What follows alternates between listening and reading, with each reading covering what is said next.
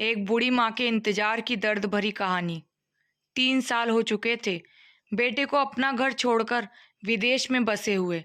इन 3 सालों में बूढ़ी माँ और ज्यादा बूढ़ी हो गई थी। 75 वर्ष की उम्र में सुलोचना देवी की याददाश्त काफी कमजोर होती जा रही थी। उन्हें रोजमर्रा की चीजें याद न रहती, लेकिन जो उन्हें हमेशा याद रहता वह था उनका बेटा। दिन हो या रात, एक पल भी ऐसा ना होता जब उन्हें अपने बेटे की याद ना आती।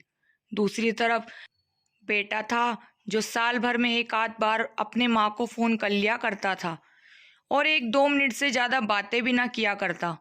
फिर भी ये बूढ़ी माँ टकटकी लगाए अपने बेटे का इंतजार करती रहती। एक दिन बेटे का विदेश से फोन आया। हेलो, हेलो, सुन रही हो ना माँ? अनिल बोल रहा हूँ, तुम्हारा बेटा। कैसी हो माँ? मैं ठीक हूँ बेटा। तुम, बहू और मेरा पोता कैसा है? माँ ने पूछा। सब अच्छे हैं माँ।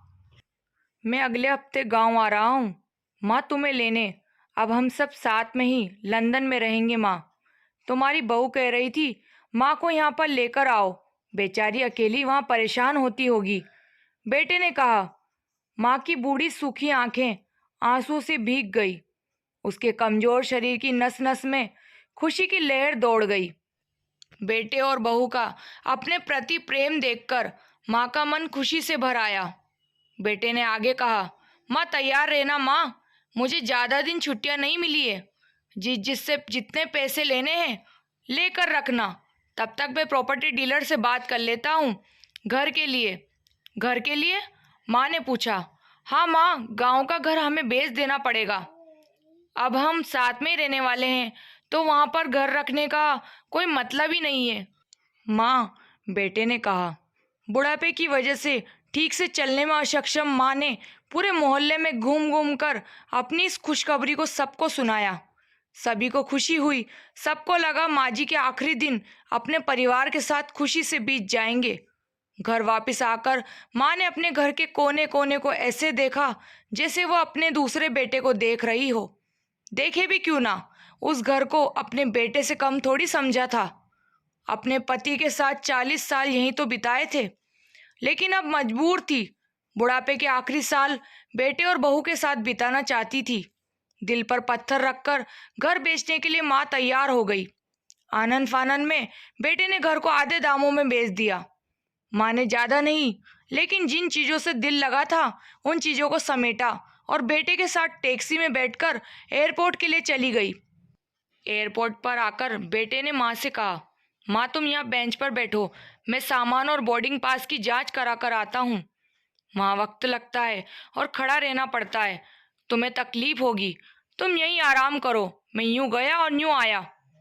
माँ बेंच पर बैठ गई। बेटा अंदर चला गया। काफी समय हो गया, बेटा वापस नहीं लौटा। माँ सोचने लगी ज्यादा भीड़ होगी इसीलिए देर लग रही होगी। अंधेरा होने को आया। अब तो लोगों की चहलकदमी भी कम होने लगी। माँ को अब चिंता होने लगी। एक कर्मचारी ने आकर पूछा, किससे मिलना है माँ जी आपको? यहाँ पर क्यों बैठी हैं? डरती हुई आवाज में सुलोचना देवी बोली, मेरा बेटा अंदर सामान की जांच कराने गया है। लंदन जा रहे हैं हम। क्या नाम है माँ जी आपके बेटे का? कर्मचारी ने पूछा। अनिल नाम है मेरे बेटे का, सुलोचना देवी ने बताया। कर्मचारी अंदर गया और थोड़ी देर बाद बाहर लौटा। उसने सुलोचना देवी से कहा, माँ जी लंदन जाने वाली फ्लाइट तो दोपहर में ही जा चुकी है और आपका बेटा भी उस फ्लाइट में बैठकर लंदन जा चुका है। अब आपके यहाँ बैठने का कोई मतलब नहीं है। अब आप भी अपने घर चली जाइए। क्या जा चुका है और मैं घर जाऊं? घर? माँ की आंखों से आंसुओं के सैलाब उठने लगे। जैसे तैसे माँ घर पहुंची, जो अब उसका था ही नहीं, बिक चुका था। वो वहीं बरामदे में तुलसी के पास सो गई। घर के नए मालिक को उस पर दया आई तो एक कमरा किराए पर दे दिया। पेंशन के पैसों से खाना और किराए का बंदोबस्त हो जाता था। दिन बीतने लगे। कुछ दिनों बाद घर के नए मालिक ने सुलोचना देवी से कहा, माँ जी आप अपने रिश्तेदारों के यहाँ पर जाकर क्यों नहीं रहती हैं? इस उम्र में आपके लिए वही अच्छा होगा। अच्छा तो होगा, लेकिन अगर मेरा बेटा वापस आया तो उसका ख्याल कौन रखेगा?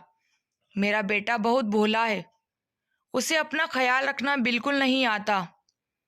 मैं कहीं नहीं जाऊंगी, क्या पता कब उसे मेरी ज़रूरत पड़ जाए। माँ ने कहा। दोस्तों, सच बता रही हूँ, माँ की ऐसी बातें सुनकर मेरी आंखों में आंसू आ गए। किसी ने सच ही कहा है, पूत कपूत हो सकता है, लेकिन माता कभी कुमाता नहीं होती।